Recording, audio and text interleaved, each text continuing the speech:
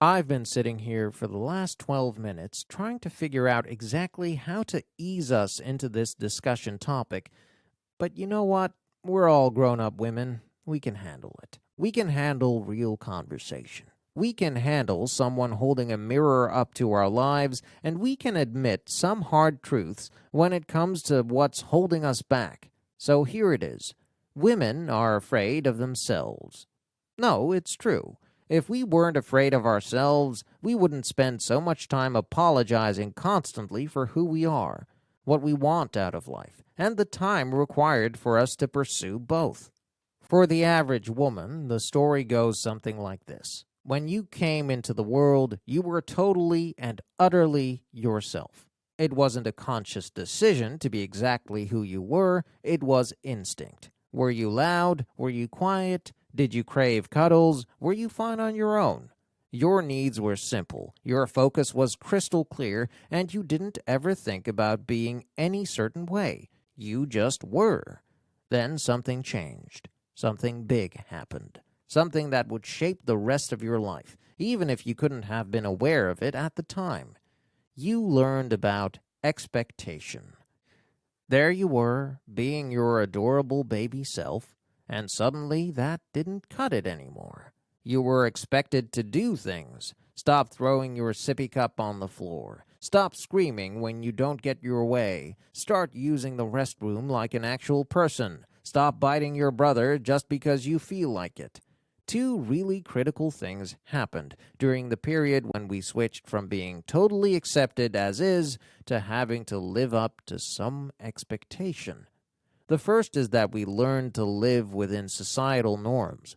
This is a good thing because, sister, if you were still using a diaper at 32 because nobody helped you figure out a toilet, that would not be cute.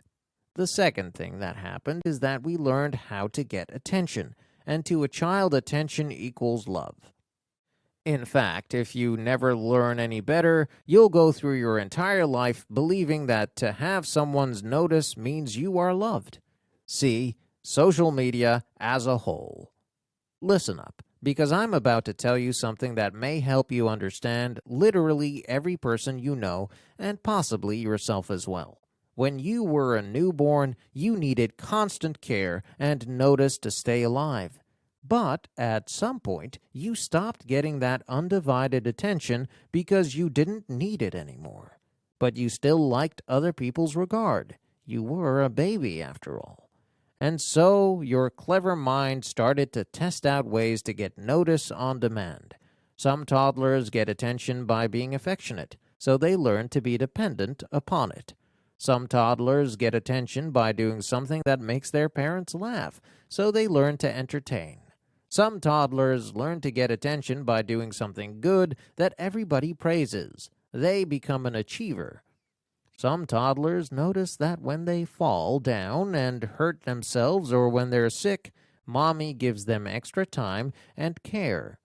A hypochondriac is born. Some toddlers can't get any attention no matter what they do, so they kick and scream and throw a fit. Being angry is better than being ignored. These toddler tendencies can turn into childhood habits. Childhood habits that go unaltered turn into our unconscious way of being. I know it sounds like one big sweeping generalization, but seriously, ask yourself if this sounds like any adults you know. Do you have anyone in your life who always has problems? No matter what day of the week it is, the sky is always falling? That's because their problems give them the attention they crave from others. Do you know anyone in your life who's an overachiever, a workaholic, always pushing themselves? That's likely because they, like me, got attention through achievement as a child, and the habit is hard to break. Do you know any women who seem utterly helpless? They constantly need someone else to help them fix the problem or counsel them through every decision. I'd bet my bottom dollar it's because they were raised in a home that fed them those lies or controlled every decision for so long that they have no confidence in their own capabilities. My point is, We learn at a very early age that there are things we can do to hold on to attention. And even if the specifics of how we do it morph and change over time, the overarching way we're taught to gain notice as a child, from being entertaining to being an achiever, chronically sick, overly angry, or always in crisis, often remains the same and affects the way we seek attention as adults. For me, it was always through achievement that I was able to receive notice from my parents. What this taught me at a very early age was that in order to be loved, I needed to do things to earn it. Did my parents love me? Absolutely. But to a child for whom notice is the outpouring of love, the absence of any leads to a desperation to learn what she can do to receive it. So let's recap. You're a child and you learn that certain behaviors will get you notice. This begins to implant itself into who you're growing to become. But that's not the only hurtful thing you're learning. It's around the same age when you not only learn how to get love, but you're told who you'll have to be in order to keep receiving it. Have you ever considered how much of your current life is truly made up of your choices, and which areas are really just the things that were expected of you? I was raised knowing that I would get married and have children, and quickly. In my small hometown, most of the girls I went to high school with had their first child by the time they were 19.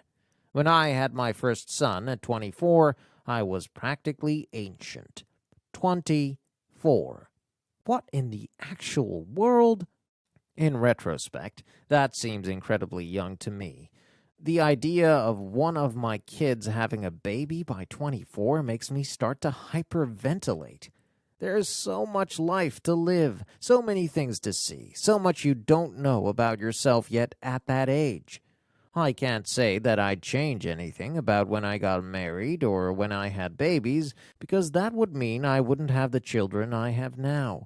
But the older I get, the more I become aware that I was raised thinking that my real value was based on the role I would play for other people. After all, being deemed a good wife or a good mother or daughter is rarely based on how true you are to yourself.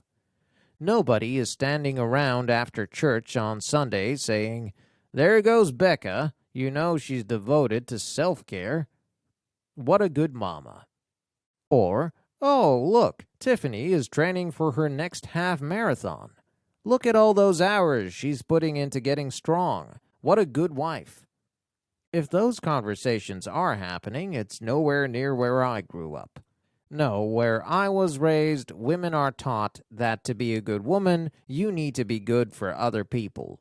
If your kids are happy, then you're a good mom. If your husband is happy, you're a good wife.